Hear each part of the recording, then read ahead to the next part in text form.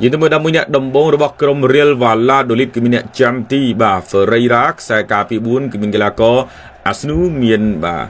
Osaka មានកីឡាករបាទ Comet រួមជាមួយនឹងបាទ Candela បម្រើការពារម្នាក់ឯងគឺមានបាទ Zurich បម្រើប្រយុទ្ធដាក់4នៅខាងលើគឺមាន Moro មាន Amala មានបាទ Sanchez រួមជាមួយនឹងប្រធានក្រុម Anua ប្រយុទ្ធម្នាក់ឯងនៅខាងលើគឺមាន Sila យល់ទៅមួយអ្នកដំបងរបស់ក្រុម Barcelona គឺមានអ្នកចាំទីមកហើយបាទខានលេងយូឲ្យ Marc-Andre ter Stegen ប្រធានក្រុមដែរបាទបម្រើការពារដាក់4អ្នកគឺមាន Hector Ford Ronald Araujo Christensen រួមជាមួយនឹង Gerard Martin បាទបម្រើ3នៅខាងលើគឺមាន Pedri មាន Gavi និង Fermin Lopez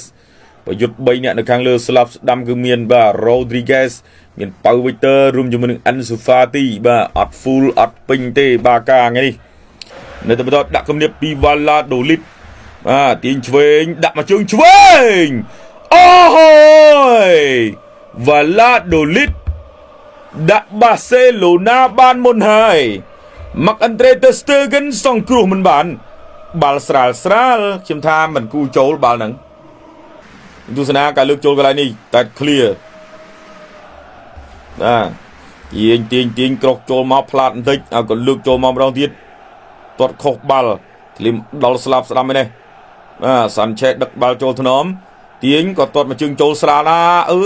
យបាល់ចឹងចេះចូលដែរលោកហើយមើលទៅ Stegen ធ្វើភ្ញាក់ទៅចឹងឯងទៅ Stegen អើយដល់ក៏ចាញ់ប្រគួតហ្នឹងទៅទុកឲ្យប៉ះរៀលល្អមើលមកបាក់លើកចូលមកបានបាល់ពី Barcelona វិញលបូតបាល់ចលងលើកបានមក Valladolid ប៉ះឆ្វេងមកល្អណាទៅហើយឱកាស Valladolid ថែមមួយទៀតអត់កើត ter Stegen សង្គ្រោះបាទ fan របស់បាកាកំពុងខូចចិត្តបដាព្រោះតែរបូតមកគ្រាប់ប៉ុន្តែឲ្យតែរបូតមកគ្រាប់ចឹង Barcelona លេងល្អមើលបាទលើកចូលមកឱកាសតេត corner kick ជាលើកដំបូងបានមកខាង Barcelona បាទយើងទស្សនានេះល្អណាស់មកក្បាលនេះផ្ទះចេញបានពីអ្នកចាំទីការតែតពីអ្នកខ្សែប្រយុទ្ធប៉ៅវីទ័របន្តគ្រប់គ្រងបាល់ Frankie de Jong បញ្ជូនចូលមកក្រោយប៉ាស្ដាំ Lamine Yamal ក្រោះចូលហើយតែតមួយក្បាលអាយអត់ដល់ទេ Rafinha yes អូខេមួយស្មើ Rafinha ទាត់បញ្ចូលទី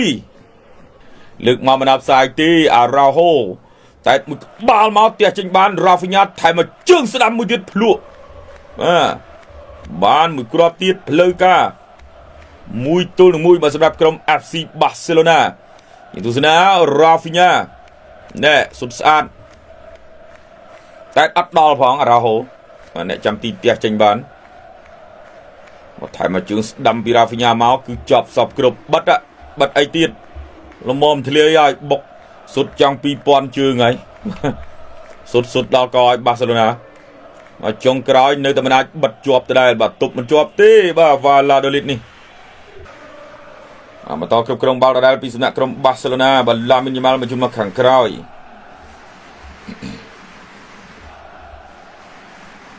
អាយ៉ា Fermin Lopez ចូល Barcelona ពីគ្រាប់ទល់នឹង1អាយ៉ូហើយ Fermin Lopez លយមែនទែនមកជើងឆ្វេងបដាច់ស្អាតណាស់វ៉ាវមួយគ្រាប់នេះកាត់ចូលមកនិយាយពីអូយដូចពុំលោកហើយ Barcelona តាំងពីតង់ទី1បន្ទូជាណែយើងទស្សនា Lamine បានជួយមកឆ្វេងក៏បន្តបានបាល់ប៉ះឆ្វេងដៃណែយើងទស្សនាមកជួយឆ្វេងដៃមកកាត់ចូល Fermin Lopez អូយលីងមកជើងនេះគ្មានសល់ទេណែស្អាតណាស់បាទមកជើងឆ្វេងនេះ Fermin Lopez បាទទោះជា